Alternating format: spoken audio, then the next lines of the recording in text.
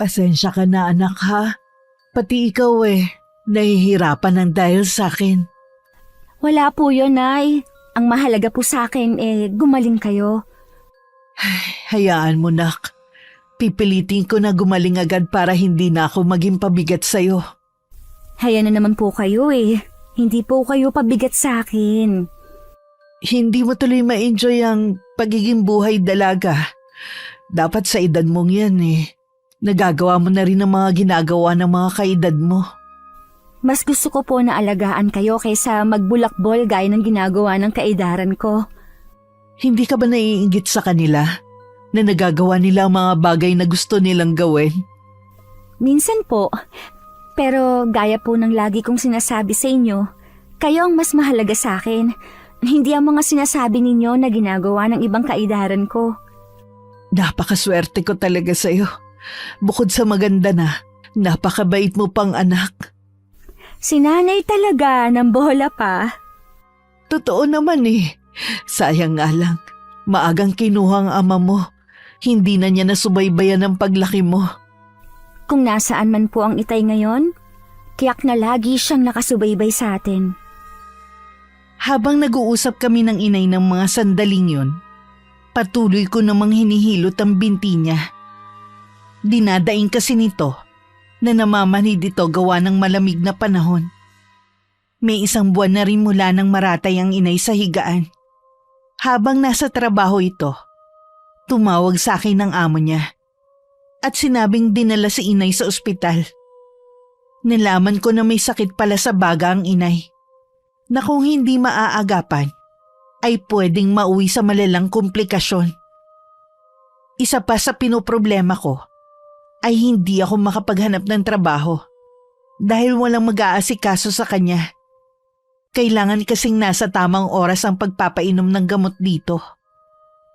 Tumatanggap na lang ako ng labahin para mairaos namin ang pang-araw-araw na gastusin at pambili ng gamot niya. Isa pa sa pinoproblema ko ay ang malaking utang namin sa dating amo ng inay. Naniningil na rin kasi ang mga to.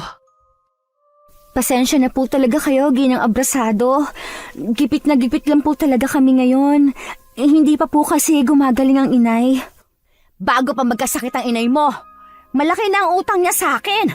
Lalo pang nadagdagan nung magkasakit siya. Intindihin niyo naman, kailangan na rin namin ng pera. Gagawa po ako ng paraan para mabayaran namin kayo ng inay. Bigyan niyo pa po ako ng kaunting panahon. Sobra-sobra na nga ang palugit na ibinigay ko sa inyo Puro na lang pangako ang narinig ko sa inyo. Bakit hindi ka kasi maghanap ng trabaho para matulungan mo yung nanay mo sa pagbabayad ng utang sa amin? Bala ko naman pong maghanap ng trabaho kapag gumaling ang inay. Sa ngayon po kasi walang magbabantay sa kanya. Gaano ba kalala ang sakit ang nanay mo at hindi mo maiwan? Hirap po kasi siyang tumayo ng mag-isa. Kailangan po niya ng aalalay. Paano yan? Kailangan na rin namin yung perang hiniram ninyo. Bakit hindi ka lang mamasukan bilang kasambahay dito sa bahay namin? Para kalahati ng sasahurin mo, ikakaltas na lang namin sa utang ninyong mag-ina. Hindi mo ba narinig? Kailangan daw niyang bantayan ng nanay niya. Paano siya magtatrabaho dito sa atin? Pwede naman siya mag-uwian araw-araw para may makasamang nanay niya sa gabi. Oh, narinig mo ang sinabi ng asawa ko? Ano, payag ka ba? Tatanungin ko pa po ang inay tungkol sa bagay na yan. Aba, parang kami pa ang pinagmamalakihan mo Kayo ito may malaking utang sa amin. Mabuti nga payag pa kami na bawasan na lamang sa magiging sahod mga utang nyo Oo naman, Sarah. Mabait pa nga kami sa lagay na to. Sasabihin ko po kay inay, pasensya na po kayo at hindi ako makapagdesisyon na mag-isa. Basta bumalik ka dito sa Makalawa para mag-umpisa ng magtrabaho. Dahil kung hindi, mapipilitan kami na ipapulis ang nanay mo. Alalahanin mo, may kasunduan kami ng inay mo at may pirma niya. Ikinagulat ko ang sinabi na yun ni Ginang Abrasado. Wala kasing nababanggit ang inay tungkol sa pinirmahan nito. Nang ipakita sa akin ng Ginang ang isang papel na may pirma ng aking ina, lalo ako nagulat sa nakitang malaking pagkakautang nito sa mag-asawa. Sa pagkakaalam ko kasi, hindi naman naaabot ng ganong kalaki ang utang nito.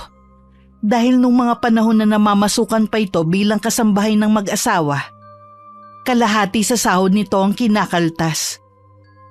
Pagdating sa bahay, agad kong binanggit ang tungkol sa utang na sinasabi ng mag-asawa. Ha? Ganun pa kalaki ang utang natin sa kanila? Sa pagkakaalam ko kasi maliit na lang eh.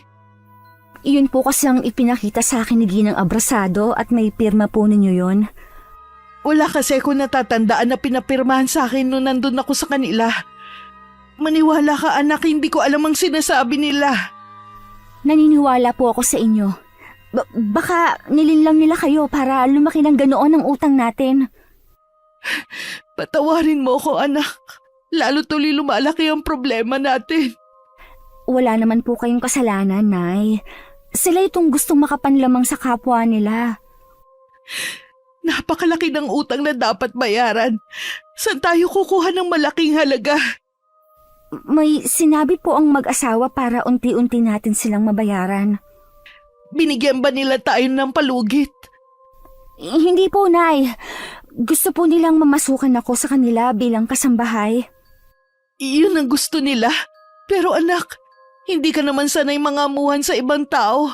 Tsaka mahirap silang pakitunguhan. Wala po tayong pagpipilian. Kapag hindi po ako pumayag sa gusto nila, nagbanta sila nakakasuhan daw po kayo dahil sa utang nyo. Ayoko po kayong makulong, Nay. Samahan mo ko, Iha. Pakikiusapan ko sila na kung pwede. Bigyan nila tayo ng palugit. Kapag gumaling ako, papasok ulit akong kasambahay nila. Hindi ko na po kayo papayagan na magtrabaho pa sa kanila. Kaya nga po kayo nagkasakit dahil sa pamamasukan niyo sa kanila eh. Paano na ang utang natin? Papayag na po ako sa gusto nilang mag-asawa. Pero anak... Buo na po ang pasya ko, Nay.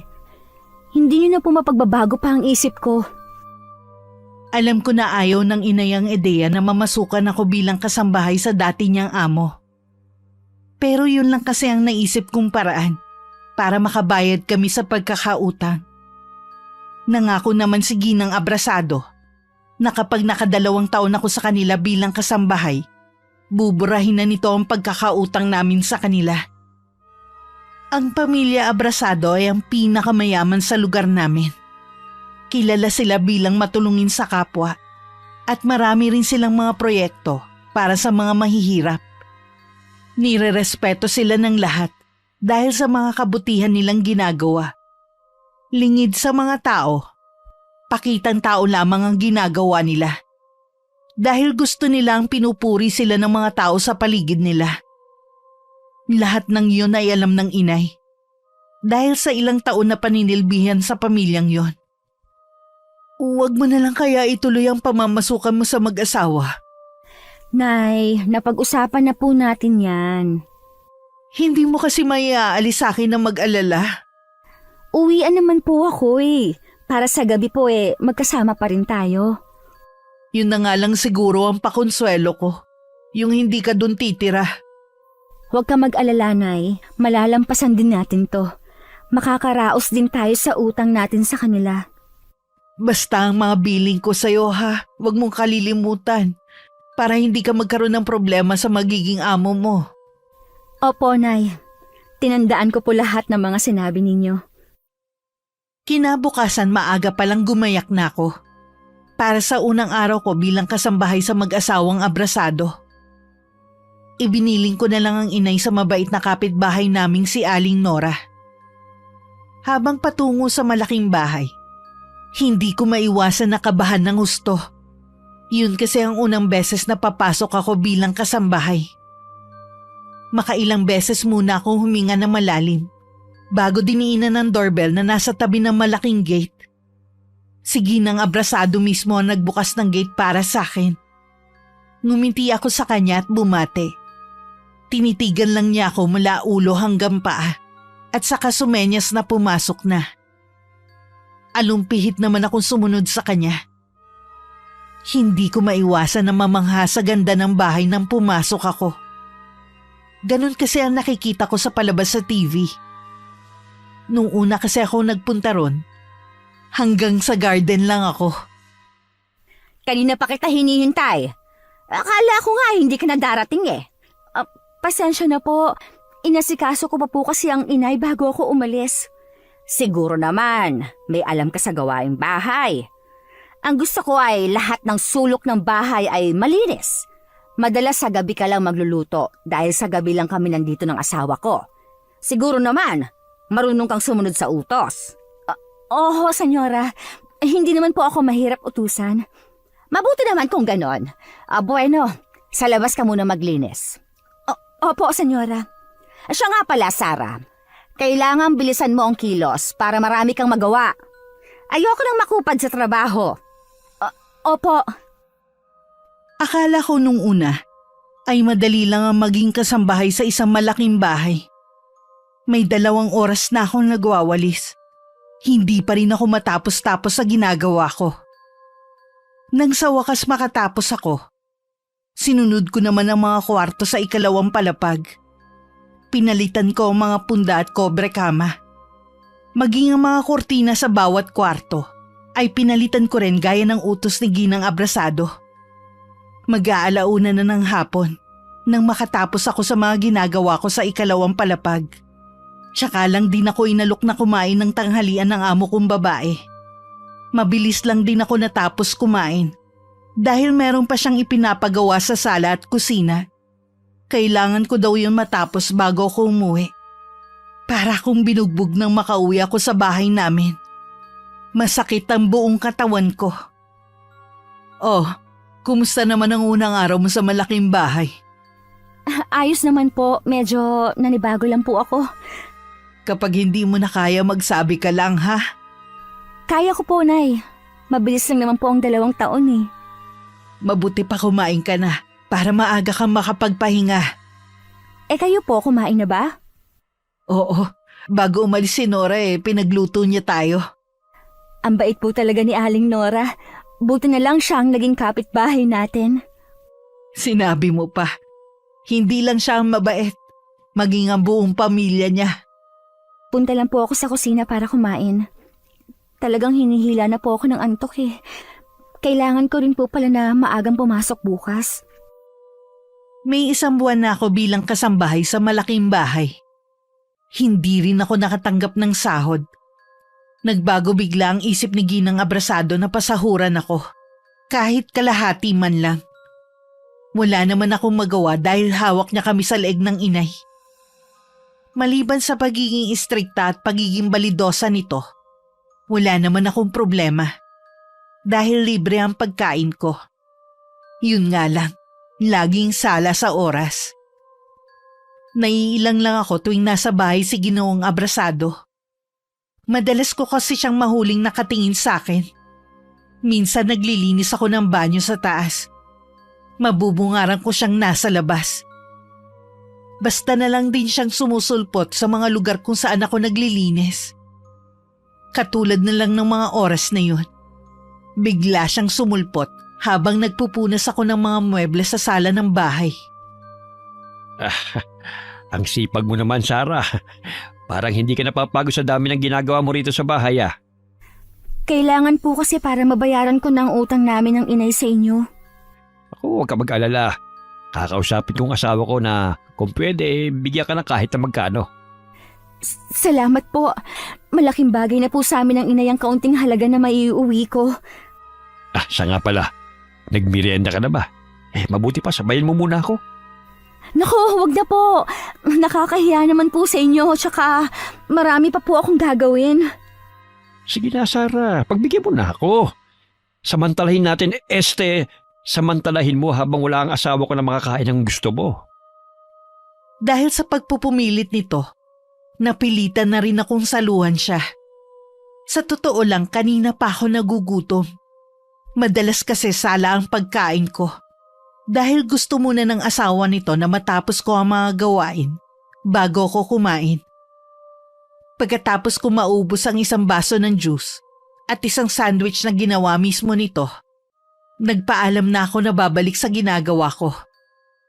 Mula nga noon tuwing wala si Ginang Abrasado, O di kaya naman kapag hindi ito nakatingin, madalas akong bigyan ng pagkain ng matandang lalaki. Nung una tumatanggi pa ako, pero kalaunan ay tinatanggap ko na rin. Lalo na ang mga padala nito tuwing uuwi ako. Ang dami mo namang dala, anak. Talaga bang para sa atin lahat ng yan? Opo, Nay. Yan na lang daw ang pambawi nila sa atin. Total wala akong sahod sa kanila. Bigyan niyo din po ng delata sina Aling Nora. Marami naman po yan Bukas na lang kapag pumunta siya rito. Siguradong matutuwa yun. Madami po ditong iba't ibang klase ng biskwit. Mukha pong masarap lahat. Alam mo ba dati napakadamot ng mag-asawang yun? Kaya nga walang magtagal na kasambahay sa kanila maliban sa akin.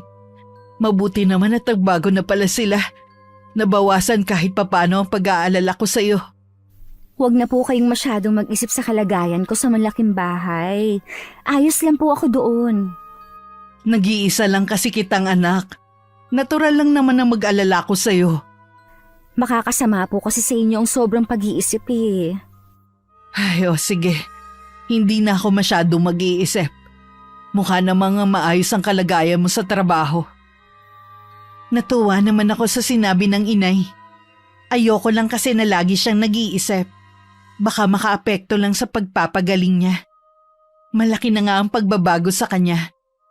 Dahil hindi na siya gaanong dinadalahit ng ubo. Unti-unti na rin siyang nakakalakad ng walang tulong ng iba.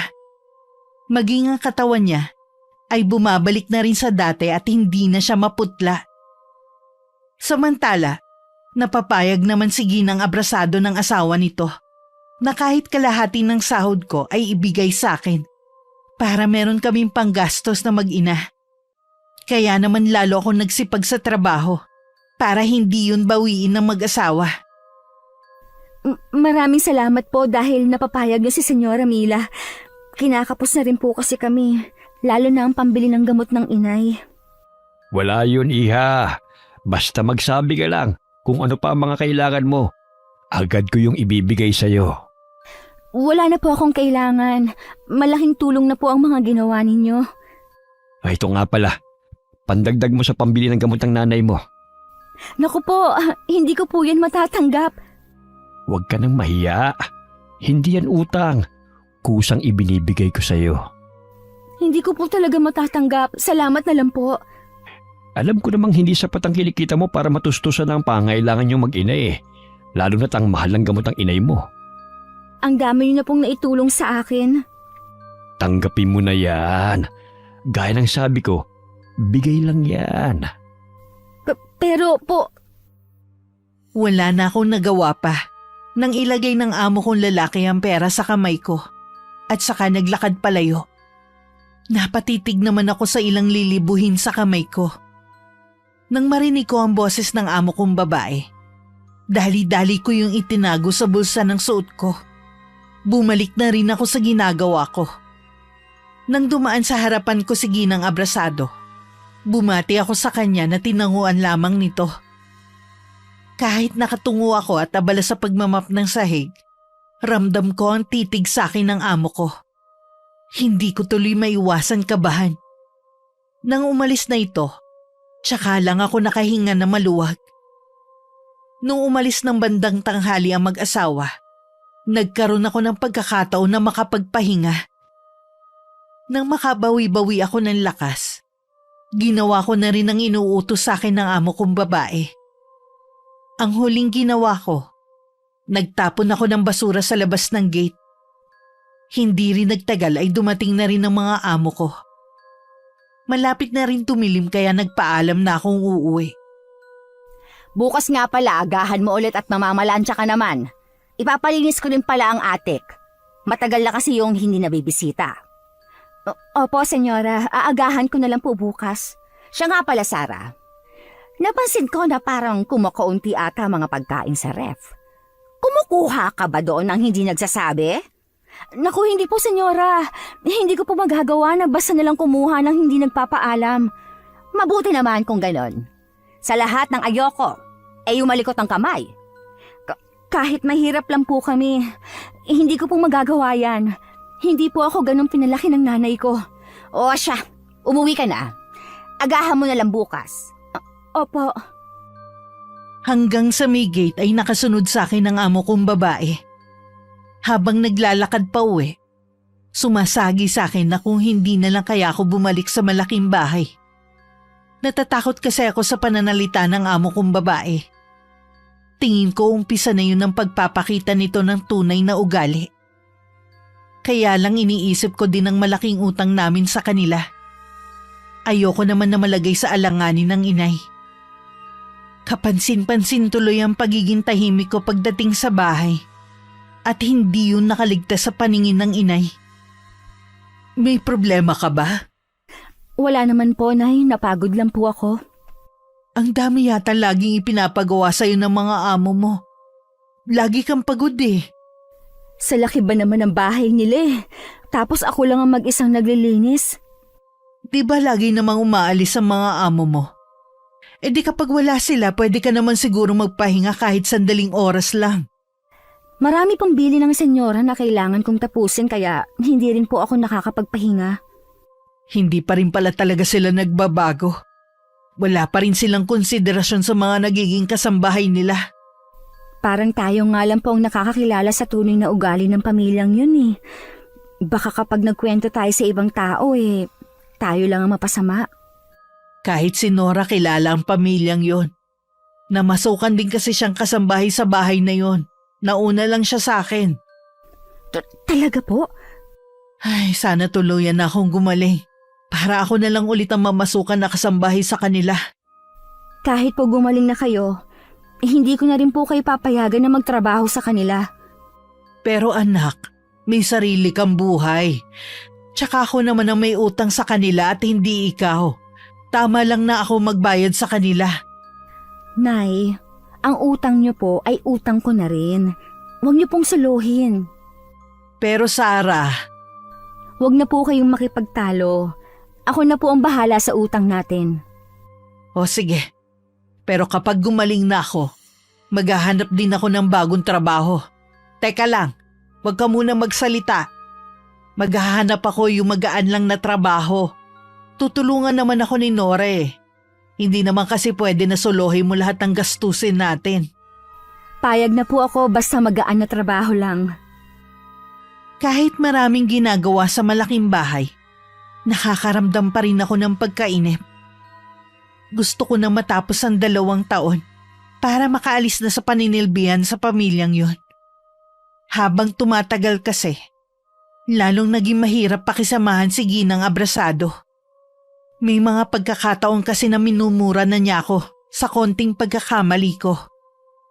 Wala naman siyang reklamo pagdating sa paglilinis ko. Kaya lang may mga pagkakataon na tinatawag ako, pero hindi ako agad nakakalapit sa kanya. Gaya na lamang ng mga oras na yun. Nasa 2 palapag ako ng bahay nang tawagin niya ako mula sa kusina. Halos magkandadapa-dapa na ako sa pagtakbo, pero pinagalitan pa rin niya ako. Hindi pa ba tapos ang ginagawa mo sa taas? Kahit kailan talaga ang kupad mong kumilos. Pasensya na po, senyora. Patapos na rin po yung paglalagay ko ng mga kobre kama. Marami ka pang gagawin dito sa kusina. Hindi ba sabi ko sa'yo, darating ang mga anak ko at apo? Bibilisan ko na po ang pagkilos ko, senyora. Dapat lang. Oh, ano pang yung tinatayo-tayo mo dyan? Kunin mo mga baso at kubyertos na gagamitin mamaya sa hapunan. Opo. Ay, nako, tonta talaga. Oh, bakit ba lagi na lamang mainit ang dugo mo kay Sarah? Wala namang masamang ginagawa yung tao eh. Anong wala? Kita mo nga, ilang buwan nang naninilbihan sa atin napakakupad pa rin kumilos. Hindi nga sanay. Prinsesa ba siya sa kanila para hindi masanay sa mga gawaing bahay? Ay siya, wag na nga tayo magtalo. Maliit na bagay lang naman yan eh. Ikaw kasi, ipinagtatanggol mo pa ang babaeng yon. Hindi naman siya ganoon. Ayoko lang kasi na nakikita kang laging galit eh. Pwes, ayusin ang ginagawa niya dito sa bahay para hindi umiinit ang ulo ko. Nagkibit-balikat na lang ang amo kong lalaki sa sinabing yun ng asawa. Ako naman parang trumpo sa bilis ng kilos. Kahit pagpupunas ng pawis ay hindi ko na magawa. Kanina pa rin kumakalamang sikmura ko dahil sa gutom. Nang matapos ang ginagawa ko sa kusina, binalikan ko naman ang naiwan kong trabaho sa kwarto sa taas. Nang bandang hapon naman, dumating na ang mga in-order na mga pagkain ng amo kong babae. Inayos ko lang yun sa mahabang lamesa. Siya nga pala, Sarah. Huwag ka munang uuwi ng maaga ngayon. Kailangan pa kasi kitang magligpit pagkatapos ng hapunan namin. Senyora, kailangan ko po kasing bumili ng gamot ng inay ngayon. Kung mamaya pa po ako, baka hindi ko na po abutang bukas ang butika sa bayan. Pwede mo naman sigurong bukas ibili ng gamot ang nanay mo. Mas importante na nandito ka para merong magsilbi sa amin. Kaya lang po. Tama na! Doon ka na sa kusina!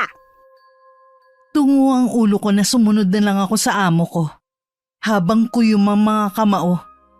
Nang dumating ang mga anak at mga apo nito, dumiretso na rin naman sa mahabang hapagkainan. Maya-maya ang utos ng mga to sa akin. Aligaga naman ako sa pagsunod sa mga utos nila. Habang kumakain sila, nasa isang sulok lang ako at naghihintay sa kung ano pa ang ipapagawa nila sa akin. Akala ko pagkatapos ng hapunan at mailigpit ko na ang mga pinagkainan, papayagan na ako ni Ginang Abrasado na umuwi. Pero sinabihan pa niya ako na mag-antay muna at baka meron pa silang ipapagawa sa akin. 10:00 na ng gabi nang payagan ako umuwi sa amin. Patang-pata ang katawan ko pagkarating sa bahay. Naabutan ko pa si Aling Nora na hindi maiwan ang inay dahil wala pa ako. Nagpasalamat naman ako sa mabait naming kapitbahay sa pagbabantay nito kay inay. Bakit ngayon ka lang nakauwi? Kanina pa ako nag-aalala sa'yo. Ay, dumating po kasi ang mga anak at apo ng mag-asawa. Kumain ka na ba? Hindi pa po, pero itutulog ko na lang po siguro. Wala rin po akong ganang kumain. Kumain ka kahit konti. Inaantok na po talaga ako eh. Tara na po, Nay. Matulog na tayo. Ay, sige. Mauna ka na. Susunod na lang ako. Sa sobrang pagod at antok, hindi ko na nagawang maglinis ng sarili. Basta ko na lang ibinagsak ang pagal kong katawan sa higaan. Bakas naman ang awa sa mukha ni inay habang nakatunghay sa akin. Kinabukasan kahit mabigat ang katawan, maaga pa rin akong bumangon para pumunta sa malaking bahay. Biling kasi sa akin ni Ginang Abrasado na agahan ko pa rin ang pasok. Madilim pa naman sa labas, kaya nagkape muna ako. Gising na rin ng mga oras na yun ang inay. Sigurado ka bang kaya mong pumasok ngayon? Opo, Nay. Tsaka mahigpit po ang bili ni Ginang Abrasado na agahan kong pasok. Sana naman eh. Maaga kanyang pauwiin mamaya para makapagpahinga ka pa. Awang-awa ko sa'yo kagabi. Makikiusap po ako sa kanya na payagan akong umuwi ng maaga. Kailangan ko na rin po kasi kayo mabilihan ng mga gamot ninyo. Maayos naman ang pakiramdam ko. Sarili mo munang intindihin mo. Nay, kailangan po tuloy-tuloy ang pag-inom nyo ng gamot. Kahit kasi hindi ka magsabi sa akin, alam kong pagod na pagod ka na sa trabaho mo sa malaking bahay. Wala naman pong trabaho na hindi nakakapagod eh. Hindi po ako susuko. Aalis lang ako sa bahay na yon kapag nabayaran na natin ang mga pagkakautang natin sa kanila. Ginagap ko pa ang kamay ng inay para pakalmahin siya. Mula kasi maratay siya sa higaan, naging maramdamin na ito. Lalo na pagdating sa akin. Nang maubos ko ang laman ng tasa ng kape, gumayak na ako para pumasok sa trabaho. Pagdating ko sa malaking bahay, sa likod ako dumaan para hindi ako makaistorbo sa mga natutulog. Ibinigay naman sa akin pansamantala ng Ginang ang susi. Agad kong inuna ang pagluluto para kapag nagising sila ay ipaghahain ko na lang. Habang nagpiprito ako ng itlog, lumilipad naman ang isip ko. Hindi ko natuloy na malayan ang paglapit sa akin ng amo kong lalaki. Muntik ko nang mabitiwan ang hawak kong siyanse nang hawakan niya ako sa bewang. Paglingon ko, ang nakangising mukha nito ang nabungaran ko, na halos dumikit na sa mukha ko. Pasimple akong umiwas at tumakbang paatras. Ginulat niyo naman po ako. Buti maaga ka ngayon. Hindi ka ba nahirapan sa pag-uwi mo kagabi? Hindi naman po. Tsaka malapit lang naman po yung sa amin. Pwede mo ba akong ipagtimpla ng kape? Sige po. Teka lang po. Hindi mo naman kailangan magmadali sa pagluluto eh. Ako pa lang naman ang gising sa kanila. Relax ka lang muna. Marami pa po kasi akong gagawin sa araw na to kaya hindi po ako pwede mag-relax. Ito na po ang kape niyo. Salamat ha. Meron pa po ba kayong ipag-uutos? Wala na. Sige, ituloy mo ng ginagawa mo. Nang humakbang siya paalis ng kusina, tsaka lang ako nakahinga ng maluwag. Binalikan ko na ang pagluluto. Nang makatapos, nilinis ko na rin ang kusina at pagkatapos ay ang sala naman. Saktong katatapos ko lang magmap ng sahig nang isa-isang gumising ang mga anak ng amo ko. Pinaghain ko na sila ng kanilang almusal. Kumakain na sila nang dumating naman si Ginang Abrasado. Bago magtanghalian ay umalis na ang mga anak ng mga amo ko at meron pa daw kasing ibang pupuntahan. Sarah! Pumunta ka nga dito! Bilisan mo! Nandiyan na po, senyora! Alam mo na bang nagreklamo ang isa sa mga manugang ko, ha? Hindi daw bagong laba ang kobre kama na pinagamit mo sa kanila. Ho, pinalitan ko po lahat ng sapin sa mga kwarto sa taas, gaya ng utos ninyo. Sinasabi mo bang sinungaling ang manugang ko at gumagawa lang ng kwento? Hindi naman po yun ang gusto kong sabihin. Baka naman kasi, hindi maayos ang pagkakalaba mo sa mga kobre kama. Maniwala po kayo, inayos ko po ang paglalaba ko. Sa susunod, ayusin mo ang trabaho mo dito. Baka gusto mong dagdagan ko ang 2 taon na paninilbihan mo dito. Huwag po, senyora. Maawa na po kayo. Ayusin ko po sa susunod. Ayoko na ulit na may maririnig na reklamo kapag nandito ang mga anak at asawa nila. Dahil kung hindi, mananagot ka sa akin. Opo, hindi na po mauulit ang nangyari. Habang tumatagal, hindi lang masasakit na salita at mura ang natatanggap ko sa amo kong babae. Nakakaranas na rin ako ng pisikal na pagmamaltrato dito. Lahat ng nangyayari sa akin sa malaking bahay na yun ay inilihim ko kay inay para hindi siya mag-alala sa akin.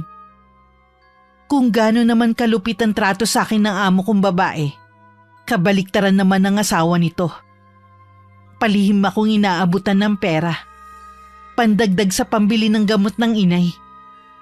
Nung una tinatanggihan ko, pero kulang talaga ang pinapasahod ng asawa nito. Kaya napilitan na rin akong tanggapin ang tulong na ibinibigay nito sa akin. Baka po makarating kay Senyora Mila ang pagtulong ninyo sa akin. Ayoko pong magkaroon ng problema. Wala siyang pakialam sa binibigay ko sa'yo. Galing naman niya sa sarili kong bulse. At saka, ipapaalam ko ba sa kanya? Hindi po, kaya lang... Huwag ka nang mag-alala. Hindi malalaman ni Mila ang pagtulong ko sa'yo. Bakit niyo po ba ako tinutulungan? Naawa kasi ako sa'yo eh. Naisip ko na hindi makatarungan ang ginagawa ng asawa ko sa'yo. Sadya talagang malupit yun sa mga nagiging kasambahay namin eh. Ngayon ko lang po napagtanto na mas mabait kayo sa asawa niyo. Oo naman. Mas mabait talaga ako sa kanya. Kaya sana sa susunod na magbibigay ako sa'yo, huwag ka na maraming tanong. Huwag mo na ring tatanggihan, ha? Opo, hindi na po ulit ako magtatanong. Dahil sa kaabalahan ko sa malaking bahay, hindi ko na namalayan na 1 taon na pala akong naninilbihan sa mag-asawa.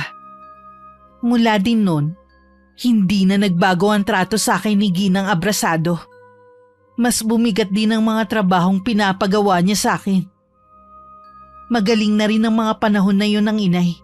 Bagamat patuloy pa rin siya sa pag-inom ng mga gamot na reseta sa kanya ng doktor. Gusto na nga niyang magtrabaho pero mariin ko yung tinutulan. Hindi na rin kasi bumalik sa dati ang lakas nito. At napapansin ko pa na madali na siyang mahapo. Lingid sa akin tumatanggap ng labahin at plantsahin ng inay. Dahil na rin sa kagustuhan niyang makatulong sa akin sa gastusin sa bahay.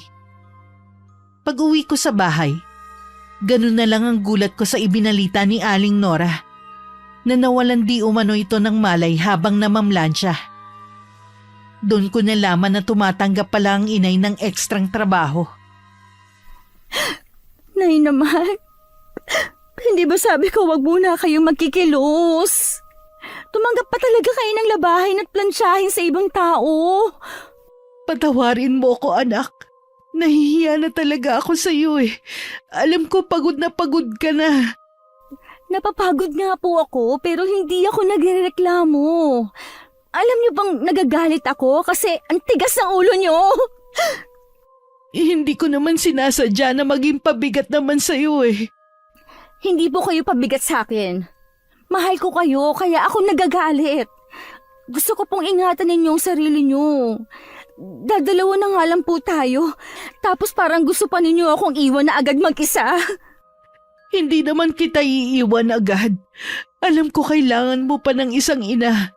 Pangako ko sa'yo, mag-iingat na ako sa susunod. Mag-iipon lang po ako para pwede kayo makapagtinda dito sa bahay. Naiintindihan ko naman po na naiinip na rin kayo. Isa na rin yun sa dahilan. Hindi kasi ako sanay na nasa bahay lang at walang ginagawa. Magagawa niyo rin po ang gusto niyo kapag tuluyan na kayong gumaling. Para hindi po kayo mainip, pwede naman po kayong mangapit bahay kina Aling Nora. Minsan kasi nahihiya na rin ako sa kanila. Baka nakakaabala na ako sa kanila eh. Marami naman po kayong pwedeng gawin dito sa bahay. Huwag lang po kayong tatanggap ng ekstrang labahin at plantsahin. Marami pa akong ibinilin at paulit-ulit na paalala sa kanya. Puro tango naman ang isinagot niya sa akin.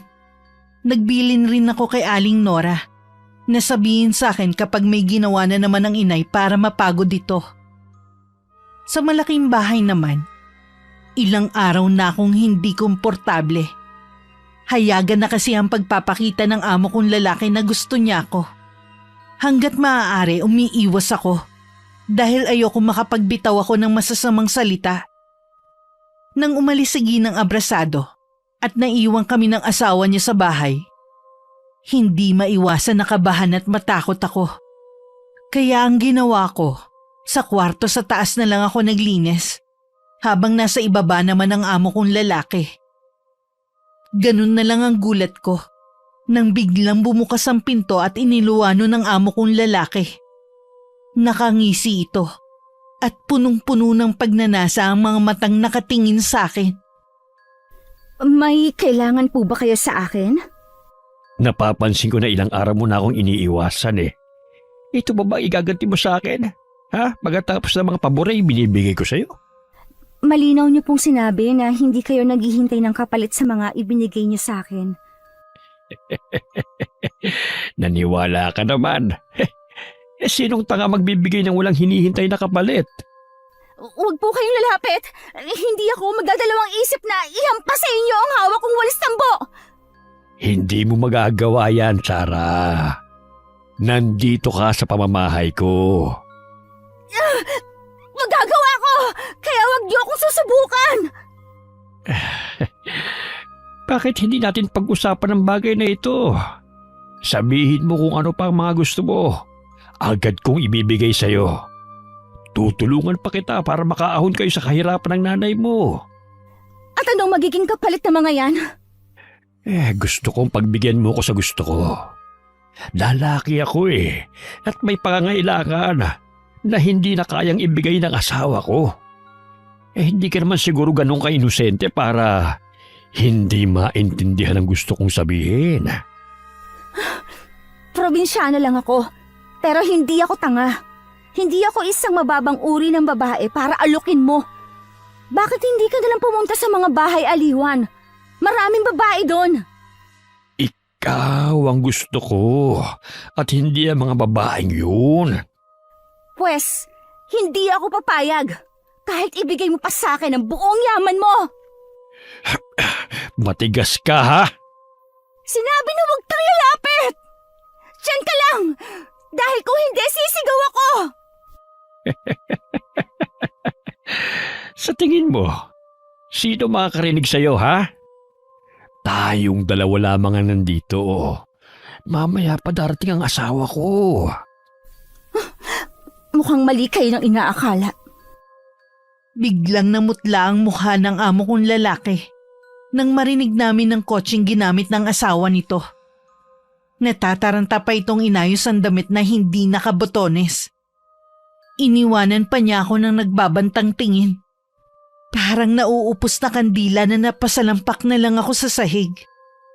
Napatutup pa ako sa sarili kong bibig sa impit na iyak na kumawala sa akin. Hinamig ko muna ang sarili ko bago ko lumabas ng kwartong yon at humarap kay Ginang Abrasado. Punong-puno naman ng pagtataka ang tingin nito sa akin habang pinagmamasdan ako. Ba't namumutla ka yata? May sakit ka ba? Ayos ka pa naman kanina. Senyora, magpapaalam po sana ako kung pwedeng umuwi ng maaga ngayon. Talaga lang po na hindi ko na kaya ang bigat ng pakiramdam ko. Para po kasi akong magkakasakit. Kung kailan maraming gagawin dito sa bahay, sumabay pa yung pagkakasakit mo. Pasensya na po talaga, senyora. Ano pa nga bang magagawa ko? Alangang hindi kita pauwiin. Baka mamaya magaya ka sa nanay mo na dito pa inabot nung nagkasakit. Abalahin mo pa kami sa pagdadala sa ospital. Babawi na lang po ako bukas kapag maayos na po ang lagay ko. Ay, sige na. Umuwi ka na sa inyo. Salamat po, senyora. Nagmamadali kong kinuha ang gamit ko at saka umalis. Ramdam ko pa ang pagsunod ng mga mata sa akin ng Ginang. Pero hindi na ako lumingon pa hanggang makalabas ako ng malaking gate. Nang makaalis ako, tsaka lang lumapit si Ginoong Abrasado sa asawa. Matalim naman siyang tinitigan nito. Ano bang nangyari sa babaeng yun? Kanina naman maayos siyang gumagawa dito sa bahay. Abay, malay ko sa kanya. Ang napansin ko lang ang bagal niyang kumilos kanina. Baka masama na ang pakiramdam. Sana naman umayos na ang lagay niya bukas. Ang dami kong kailangang ipalinis sa kanya, ha? Balay mo naman bumuti ng lagay ni Sarah bukas. Hindi na umimik si Ginang Abrasado at umakyat na lang sa kwarto niya. Naiwan naman na hindi mapakali ang matandang lalaki. Sinundan pa niya ng tanaw ang asawa na papanik ng hagdan. Pagdating ko sa bahay, nagtataka naman ang inay sa maaga kong pag-uwi. Sinabi ko na masama ang pakiramdam ko, kaya ako nagpaalam ng umuwi. Hanggang sa kwarto ko, sumunod siya sa akin. Hinawakan pa niya ang noo ko. Normal naman ang temperatura mo. Ano bang nararamdaman mo? Masakit po ang ulo ko at para akong sisipunin.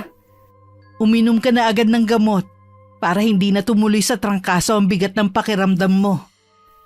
Opo, Nay. Iinom na po ako ngayon. Nang makainom ng gamot, nagkunwari na lang ako natutulog para iwan na ako ng inay sa kwarto. Nang makalabas ang inay, tsaka ako impit na napaiyak. Marahil dahil na rin sa pagod, tuluyan ako nakatulog. Hapon na nang magising ako.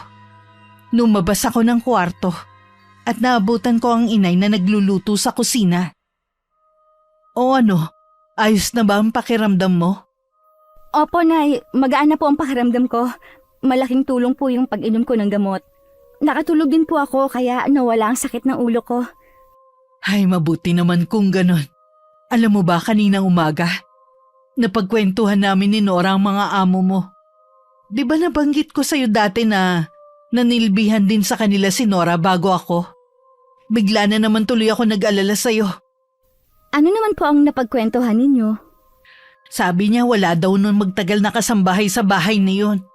Dahil maliban sa ugali nga ng mag-asawa may pagkamanyak din daw si Ginoong Abrasado. Katunayan nga daw muntik na rin siya mabiktima nito. Kaya umalis siya sa paninilbihan sa pamilyang yun. Ay, Ganun po ba? Pero nung nandun naman ako hindi ko naman yun napansin. Wala ka ba talagang inililihim sa akin? Wala po. Baka kasi may ginagawa ng taong yun sa'yo, ayaw mo lang sabihin. Nay naman, papayag ba naman ako? Sana noon pa ako umalis. Tsaka, madalang naman po na nandun ang amo kong lalaki.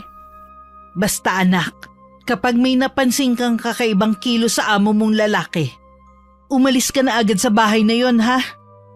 Alam niyo po na hindi ako maaaring umalis doon.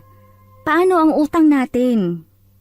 Mababayaran din natin ang utang natin sa kanila. Ang mahalaga ligtas ka sa kapahamakan. Huwag po kayong mag-alala. Kaya ko pong pangalagaan ang sarili ko. Konting tiis na lang po matatapos na rin ang 2 taon. Hindi pa rin nabubura sa mukha ng inay ang pag-aalala sa akin. Tiniyak ko naman sa kanya na walang mangyayari sa akin. Kinabukasan nga pumasok na ulit ako sa trabaho. Kahit nandun ang amo kong lalaki, hindi naman siya nagtangkang lumapit sa akin. Alerto pa rin naman ako kung sakaling may gawin siyang hindi maganda. Hindi rin naman umalis si Ginang abrasado sa bahay ng araw na yun. Nung malapit na akong umuwi, masinsinan akong kinausap ni Ginang abrasado na magstay in ako kahit 1 linggo lang sa bahay niya sa sunod na linggo. Dahil titigil doon ang mga anak at pamilya ng mga to. Hindi ko tuloy maiwasan na kabahan kung sakaling titigil ako sa bahay na yun. Senyora, kasi po walang makakasama ang inay. Puro na lang nanay mo ang lagi mong dinadahilan. Huwag mo sanang kakalimutan na malaki ang utang ninyo sa amin. Dapat hindi ka tumatanggi sa kahit anong ipagawa ko. Wala naman po kasi sa usapan natin ito. Kahit ba wala sa usapan natin to Ako ang amo mo. Dapat lang na sumunod ka sa kagustuhan ko. Nakikiusap po ako sa inyo, senyora. Pwede naman po na gabi na ako umuwi. Basta wag niyo lang pong hilingin na magstay in ako dito. Bakit ba ayaw mo, ha? May problema ba dito sa bahay? Wala naman po. Kaya lang po, inaalala ko lang po ang inay ko. Huwag ka na magdahilan pa. Basta sa 1 linggo, dito ka muna titigil. Senyora, nakikiusap po ako sa inyo. Tama na! Yun ang desisyon ko. Kapag nagmatigas ka pa, nanay mo ang mananagot. Huwag niyo naman pong idamay ang nanay ko. Walang magawa kundi ang mapaiyak na lang ako. Dahil sa matinding pag-aalala at takot sa pwedeng mangyari sa akin sa bahay na yun. Sa natitirang oras, para wala tuloy ako sa sarili. Hanggang makauwi sa amin, tulala ako. Kung hindi ko lang inaalala ang malaking utang namin, hindi na ako babalik sa bahay na yun. Oh, tulala ka na naman dyan. Kasi po, Nay, balak pong tumigil doon ng mga anak ng amo ko. Gusto po ni Ginang abrasado na magstay in ako sa bahay nila. Ha? Anong sinagot mo? Wala naman po akong pagpipilian kundi ang sumunod Lagi kasing panakot sa akin yung utang natin. Alam kong mahirap maging kasambahay kapag marami kang pinagsisilbihan. Naranasan ko yan dati. Lalo't meron pa naman siyang manugang na napakaselan at mareklamo sa lahat ng bagay. Baka yun po ang manugang niya na nagreklamo na luma daw ang pinagamit kong kobre kama sa kanila. Si Ma'am Janet siguro ang tinutukoy mo. Siya na nga po. Kung titigil ka doon, habaan mo ang pasensya mo sa kanila. Hanggat kaya mo magtimpi pagtiisan mo na lang ang mga ugali. Ang importante hindi ka nila pinagbubuhatan ng kamay. Opo, Nay. Parang gusto ko nang sabihin kay inay ang tunay na kalagayan ko. Kaya lang pinanghihinaan ako ng loob tuwing maiisip ko na pwede yung makasama sa kanya. Sa huli itinikom ko na lang ang bibig ko. Kaya ko pa naman magtiis. Wala akong kamalay-malay sa trahedyang naghihintay sa akin dahil sa amo kong lalaki. Nang araw na yun maagang umalis si Ginang abrasado para dumalo sa misa. Nasa kwarto ko sa taas at naglilinis para sa paghahanda sa pagdating ng mga anak. Kasalukuyan ako naglalagay ng sapin sa kama nang mula sa likod ko ay may yumakap sa akin. Nagpumiglas ako at nagsisisigaw. Nagawa kong kalmutin sa mukha ang pangahas na taong gustong manamantala sa akin. Kayo? Hayop ka! Talagang hindi niyo ako titigilan, ha? Huwag ka nang magpakipot pa. Alam ko naman na gusto mo rin eh. Hindi ba kayo nandidiri sa mga pinagsasabi ninyo? Sa masamang balak nyo? Para na ninyo akong anak nyo! Hindi anak ang tingin ko sa'yo, kundi kasambahay na malaking pagkakautang sa amin. Marami na akong naibigay sa'yo, kaya tama lamang na ibigay mong pangangailangan ko. Hindi! Huwag kang lalapit! Dahil kung hindi, babasagin ko ang plorera na to sa mukha ninyo! Bitiwan mo yan! Hindi mo ba alam na mahal yan dahil antigo na yan? Magwawala ang asawa ko kapag nabasag yan! Talagang babasagin ko to kapag lumapit ka! Subukan mo lang! Huwag mo akong takutin, babae. Walang pwedeng manakot sa akin. Hindi po ako nananakot lang. Babasagin ko talaga to sa mukha ninyo! Dama ko ang panginginig ng buo kong katawan sa matinding takot at galit sa amo kong lalaki ng mga sandaling yon. Hindi ko rin siya nilulubayan ng tingin. Tuwing humahakbang ito palapit sa akin, umaatras naman ako hanggang maramdaman ko ang malamig na pader sa likod ko. Ngumisi naman ito sa akin. Sa bugso ng damdamin ko, ibinato ko rito ang plorera. Nakailag naman ito at saka mabilis na nahawakan ng kamay ko. Isinalya niya ako sa higaan. Nang pilit ako manlabad, sinikmuraan niya ako. Halos pangapusan ako ng hininga at nawalan na rin ng lakas. Hindi na rin namin namalayan ang paparating na yabag at ang biglang pagbukas ng pinto. Parehong nanlaki ang aming mga mata sa pagkakatingin sa bagong dating. Ano ang ibig sabihin nito? Senyora, buti po dumating na kayo. Pinagtangkaan po akong pagsamantalahan ng asawa ninyo. Huwag kang maniwala sa kanya. Sinungaling siya. Hindi ko magagawang sinasabi ng kasambahay natin. Ikaw ang sinungaling! Hayop ka! Napakasama mo! Ano ba talaga ang totoo, Hiner? Pinagtangkaan mo nga ba si Sarah? Hindi ko magagawa yon. Kilala mo ko. Yang babae na yan. Siya ang parating lumalapit sa akin. Inaakit niya ako. Lalaki lang ako. Muntik lang ako madala sa ginagawa niya. Ikaw na malanding babae ka? Akala ba siguro kapag pinatugnan ka ng asawa ko, makakaahon na kayo ng nanay mo sa kahirapan? Senyora, hindi po totoong sinasabi ng asawa ninyo. Hindi ko po magagawa na akitin siya. Sa tingin mo maniniwala ako sa'yo? Una pa lang, kinukutuban na ako ng masama sa'yo. Kakalbuhin kitang babae ka! Huwag po! Tama na po! Wala po akong kasalanan. Maawa na kayo sa akin. Walang hiya kang babae ka? Ha? Malandi ka! Ito ang bagay sa'yo! Halos matanggal ang buhok ko sa anit sa higpit ng pagkakasabunot sa aking buhok ng amo kong babae.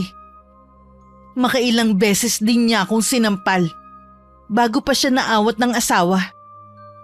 Kulang na lang maglabas ng apoy ang mga mata nito sa galit sa pagkakatingin sa akin.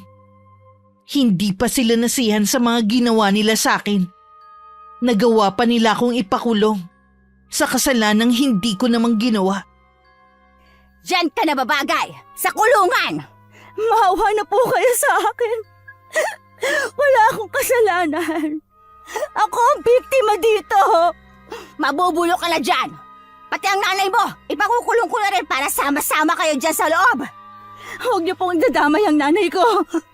Wala siya kasalanan. Bakit hindi? Malaki pa rin ang pagkakautang sa akin ng nanay mo. Nakalimutan mo na ba? Nagmamakaawa po ako sa inyo. Huwag niyo na pong idamay ang nanay ko. Sana, naisip mo yan bago mo inakit ang asawa ko. Wala ka talagang delikadesa. Sa mismong bahay ko pa talaga. Hindi nga po yan totoo. Kahit kailan, hindi ko magagawa ang bagay na yan. Hindi ganyan ang pagpapalaki sa akin ng inay. Iniwanan pa ako ng nanguuyam na tingin bago ko iwan ni Ginang abrasado. Walang nagawa ang pagmamakaawa ko sa kanya. Napahagulgol na lang ako habang nakahawak sa rehas. Hindi ko alam kung gaano nakatagal akong umiiyak nang dumating ang inay at si Aling Nora. Baka sa kanila ang hindi pagkapaniwala na makikita nila ako sa lugar na yon. Inay. Sarah, ano bang nangyari? Bakit humantong sa pagkakakulong sa'yo? Ako po ang totoong biktima dito, Nay. Pinagbintangan lang nila ako sa kasalanan na hindi ko naman ginawa. Naniniwala ako sa'yo. Alam kong wala kang ginagawang masama. Patawad po, Nay.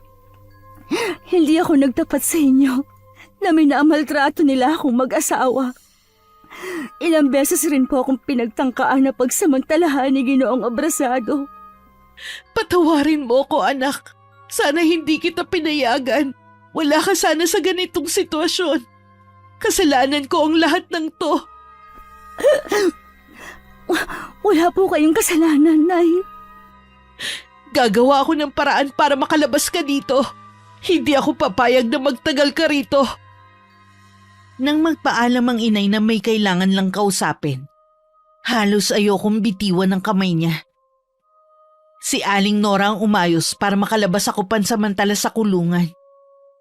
Sa huli, inurong na rin ng mag-asawang abrasado ang reklamo laban sa akin. Kumalat din ng balita tungkol sa nangyari. Dahil kilala ang mag-asawa sa mga kabutihan at kawang gawa, mas nasa kanila ang simpatsya ng mga tao. Samantalang ako na tunay na biktima, puro panlilibakan na tanggap ko sa mga tao. Para maiwasan ang pag-usapan, mas pinili ko na lang na wag nang lumabas ng bahay. Kinuwento ko na rin kay inay ang lahat ng pinagdaanan ko sa malaking bahay. Gaganti tayo sa kaapihang dinanas mo dahil sa kanila. Isang malaking pagkakamali ang ginawa nila sa'yo. Paano po tayo makahaganti sa kanila? Ako na nga itong muntik ng mapahamak, pero puro masasakit na salita pa rin natanggap ko sa mga tao. Nabulag na sila sa huwad na kabutihan ng mag-asawa. Ang importante malinis ang konsensya mo. Wala kang ginawang masama sa kanila. Paano po kaya ang utang natin sa kanila? Sa ginawa nila sa'yo, kulang pa ang utang natin sa kanila para pagbayaran ng ginawa nila sa'yo. Sinira nila ako sa mga tao. Pinasama nila ang imahe ko. Paano pa ako lalabas nito? Anong mukha ang ihaharap ko sa mga tao? Lalabas din ng totoo, anak. Hindi mo kailangang intindihin ang sasabihin ng ibang tao. Hayaan mong pag-usapan ka nila. Makakalimutan din nilang nangyaring eskandalo sa'yo. Nang araw na yon, nagpaalam ang inay na may pupuntahan lang sandali. Hindi naman ako nag-usisa pa dahil kasama niyang umalis si Aling Nora. Lingid sa kaalaman ko, may ilang araw na rin pabalik-balik ang inay sa malaking bahay. Kahit anong pigil dito ni Aling Nora, hindi talaga nagpaawat ang inay. Kaya walang mapagpilian ng mabait naming kapitbahay, kundi samahan siya. Sakto namang palabas ang kotse na sinasakyan ni Ginang Abrasado. Walang takot na hinarang yun ng inay. Walang nagawa ang dati kong amo kundi harapin ng inay, na ilang araw na nitong iniiwasan. Magpapakamatay ka ba, ha? Hindi! Dahil kailangan pa ako ng anak ko. Nasaan ang asawa mo? Bakit mo siya hinahanap? Ano ang kailangan mo? Para linisin ang pangalan ng anak ko na dinumihan nyo. Hoy, Maggie! Ang anak mo ang may malaking atraso sa amin. Tama lang na mapahiya siya sa mga taga rito. Malandi ang anak mo! Kahit kailan hindi malandi ang anak ko. Buong buhay niya hindi siya nagkaroon ng nobyo. Sadya talagang manyakis ang asawa mo. Ang kapal ng mukha mong pumunta dito para sabihin lang yan. Hindi pa nga kayo nakakabayad sa utang ninyo.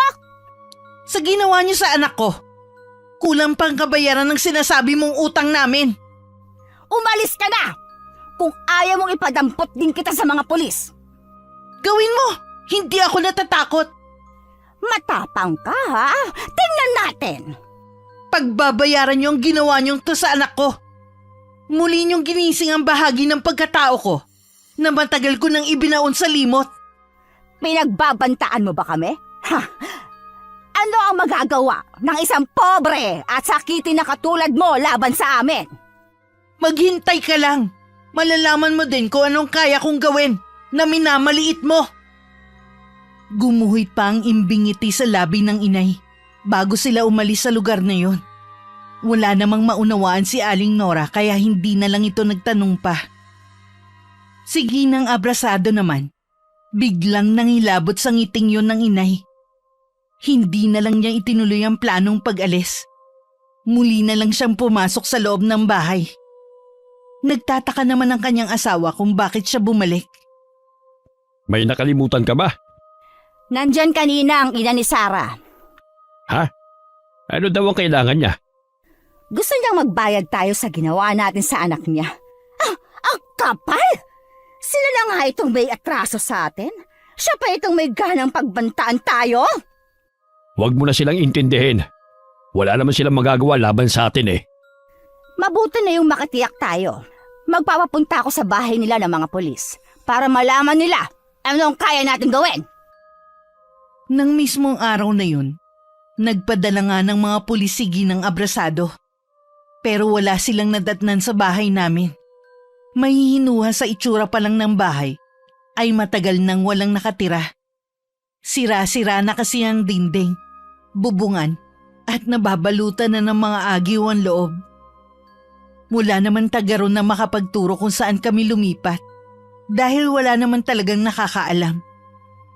Labis yun pinagtakhan ng mag-asawa, lalo na ng amo kong lalaki. Lingid kasi sa asawa nito. Pagkatapos kong makalaya, pinasubaybayan pa niya ang buhay naming mag-ina. Nung isang araw lang, inireport sa kanya ng taong inutusan niya na nandun pa rin kami sa bahay namin at hindi umaalis. Malimit lang daw ako makita sa balkonahe at nakatanaw sa kawalan. Imposible naman na wala na sila roon at matagal na kamong walang nakatira sa bahay nila. Yun ang sabi ng pulis. Dapat pala, hindi ko na pinalabas ng kulungan ng babaeng yon. Sana, hindi ako nakinig sa pakiusap mo. Mabuti na rin na umalis na sila sa lugar na ito para hindi na tayo guluhin pa ng nanay ni Sarah. Mula nang huli kaming nagkaharap ni Maggie, hindi na mawala-walang nararamdaman kong pangingilabot. Para bang may gagawin siyang hindi maganda sa atin. Ano naman ang magagawa ng mag-inang yon? Tayo ang maimpluwensya sa lugar na ito. Wala silang magagawa laban sa atin. Alalahanin mo, mas matinding maningil ang karma. Wag mong sabihin na kukonsensya ka na dahil sa ginawa mong pagmamaltrato kay Sarah. Maging ang panggigipit mo sa kanilang mag-ina. Alam naman kasi natin na hindi naman ganun kalaki ang kanilang utang eh. Ikaw, hindi ka ba nakukonsensya sa ginawa mo sa babaeng yon, ha? Dahil sa kamanyakan mo, inilagay mo siya sa kahihiyan. Huwag na nga natin pag-usapan ang bagay na ito. Wala na ang mag-ina. Kaya kalimutan na natin ang nangyari. Bakit ka umiiwas? Kasi, totoong akusasyon sa'yo ni Sarah. Umiwas lang ng tingin ng dati kong among lalaki. Noon pa batid na ni Ginang Abrasado ang ugaling yun ng asawa. Kaya kahit alam niyang nagsasabi ako ng totoo, mas kinampihan pa rin niya to. Samantala sa bago naming tinitirhan, ay kahit papano may kapayapaan ako nararamdaman. Walang nakakaalam sa mga bago naming kapitbahay ang tungkol sa totoong nangyari sa akin. Pagtitinda ng gulay ang ikinabubuhay namin sa kasalukuyan. Kahit papano ay nakakaraos naman kami. Akala ko noon kapag umalis kami sa dati naming tinitirhan, ay tuluyan ko nang makakalimutan ang bangungot na nangyari sa akin. Pero tuwing gabi, lagi pa rin akong nananaginip ng masama at nauuwi sa pag-iyak. Hindi naman lingid yun sa aking ina na nagpupuyos pa rin ng kalooban dahil sa nangyari sa akin. Kaya buo na ang pasya niya na gumante sa mga taong yun. Ano po ang gagawin ninyo, Nay? Bakit maraming kandilang nakasindi? Magsasagawa ako ng ritual Ritual? Para saan? para sa gagawin kong kulam. May alam kayo tungkol sa kulam? Oo, pero matagal ko na yung kinalimutan. Pero sa sobrang pang-aapi na ginawa nila sa'yo, kaya tama lang na gumante ko sa kanila. Pero Nay, masama po ang mangulam. Baka po bumalik sa inyong gagawin nyo. Mga taong maitim ang budi lamang ang kinukulam ko. Kaya hindi babalik sa akin ang gagawin ko sa kanila. Patawarin niyo ako, Nay. Dahil sa akin, babalik na naman kayo sa dati ninyong ginagawa. Wala kang kasalanan kaya wag mong sisihin ang sarili mo. Nanay mo ko. Natural lang na ipaghiganti ko ang nangyari sa'yo. Sa mga katulad nating mahirap, hindi natin makakamtan ng hustisya kung hindi tayo mismo ang gagante. Kaya lang, Nay. Baka makasama sa kalusugan ninyo ang gagawin niyo. Huwag kang mag-alala sa akin. Magaling naman ako. Kaya hayaan mo na ako sa gusto kong gawin. Napatango lang ako kay inay. May bahagi ko ang tumututol sa gusto niyang gawin. Pero meron din naman ang sumasang-ayon na gumante sa mag-asawang yun. Habang nagsasagawa ng ritual ang aking ina, pinapanood ko siya. Sa bawat inuusal niyang Latin na salita, habang nakaharap sa mga nakasinding kandila, tila yun kusang nakakabisa ng utak ko. Siguro dahil anak ako, madali para sa aking matutunan ang ginagawa ng inay. Ilang sandali pa, kinuha na ni inay ang 2 manika. Isa-isa niya yung tinusok ng mga karayom, habang patuloy pa rin sa pagwika ng mga salitang hindi ko maunawaan. Pagkatapos, bigla na lang nawalan ng malay ang inay. Sa takot ko agad ko siyang dinaluhan. Nagkamalay naman siya agad. Napagod lamang ako. Matagal na rin kasi mula nang ginawa ko ang bagay na to. Tinakot niyo naman po ako. May gagawin pa po ba kayo pagkatapos nito? Oo, kailangan araw-araw ko tong gawin para mas lalong malakas ang bisa ng kulam ko sa kanila. Sa pagkakataong to kakailanganin ko ang tulong mo, anak. Ano po ang gagawin ko, Nay? Kailangan ko ng birhen na alay para lalong lumakas ang orasyon ko. Gagawin ko po ang lahat ng sasabihin niyo. Napangiti naman ang inay sa naging tugon ko sa kanya. Kinabukasan, sinimulan ko na ang pinapagawa sa akin ng inay. Palihim akong pumunta malapit sa bahay ng mag-asawa. Nasa ilalim ako ng puno sa kabilang daan at tinatanaw ko ang malaking bahay. Dahil wala ang sasakyan na madalas gamitin ng mag-asawa, inakala kong wala ang mga ito. Lingid sa akin, kanina pa nakatanaw sa may bintana ng silid nito ang dati kong among lalaki. Sino tinatanaw mo dyan? Kanina ka pa nakatayo sa tapat ng bintana eh. Ha? Kasi may babaeng nakatayo sa kabilang daan. Kanina ko pa napapansin na nakatingin dito sa bahay natin eh. Sino bang sinasabi mong babae? Ayun o. Nawala. Wala naman akong nakikitang babae ah. Baka naman namamaligmata ka lang. Hindi ako pwede magkamali.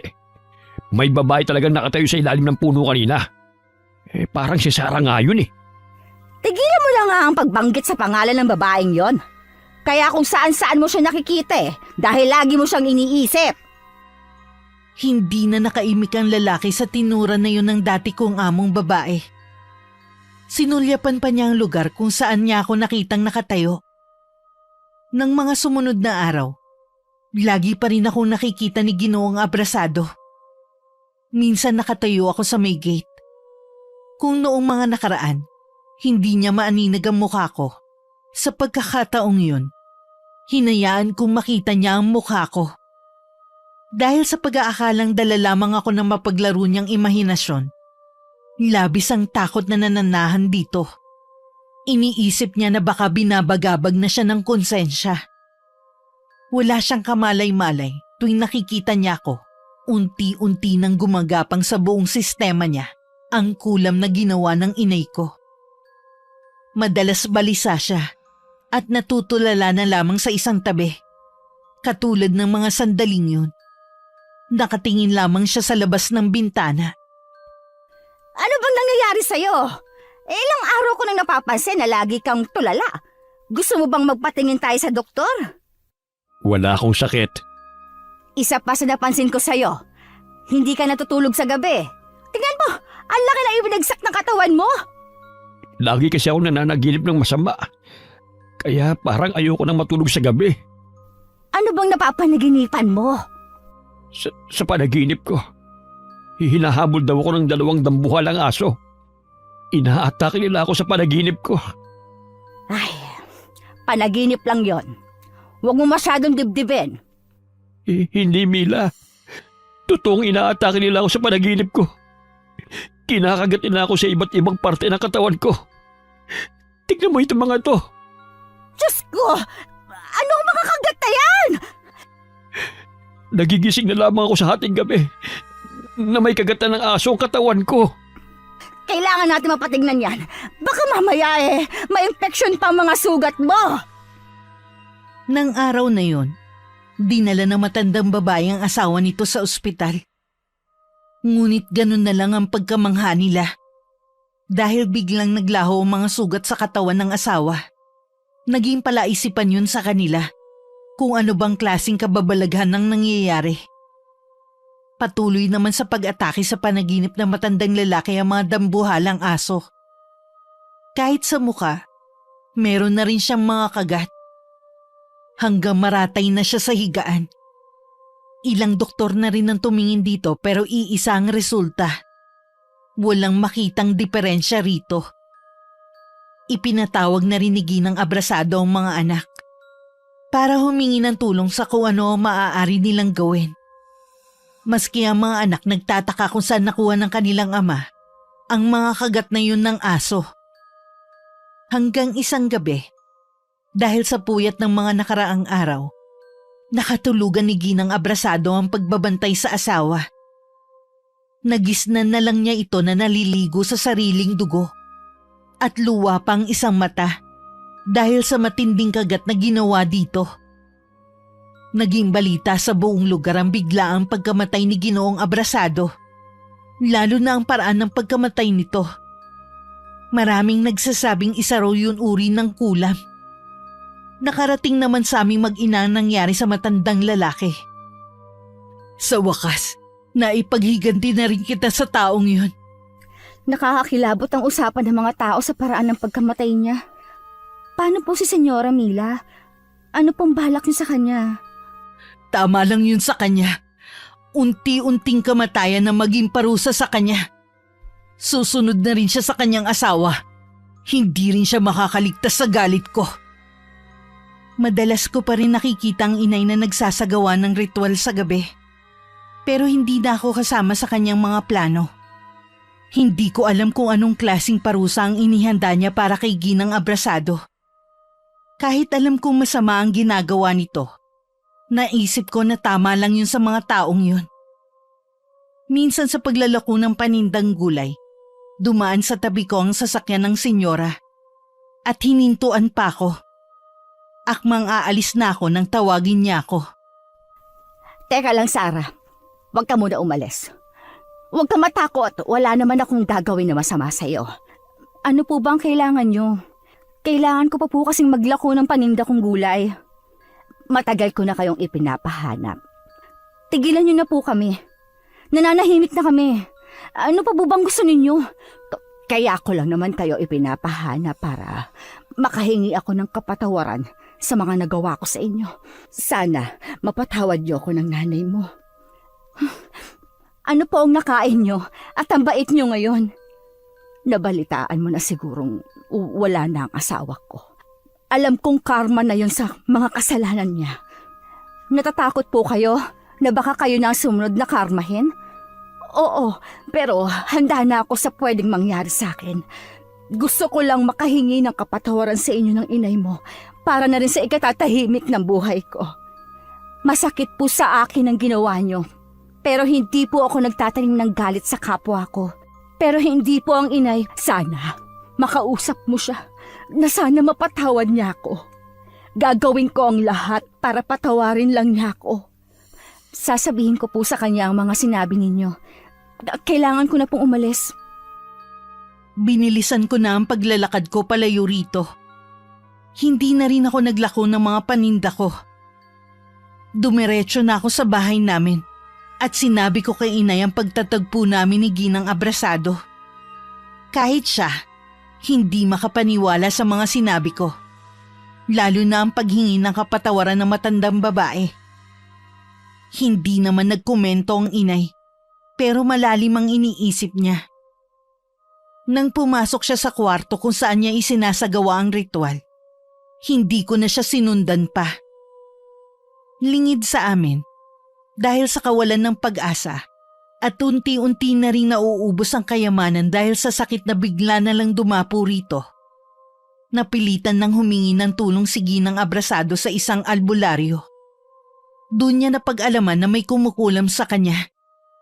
Ang tanging makakapagligtas sa kanya ay kapatawaran na ibibigay ng taong nagawa niya ng masama.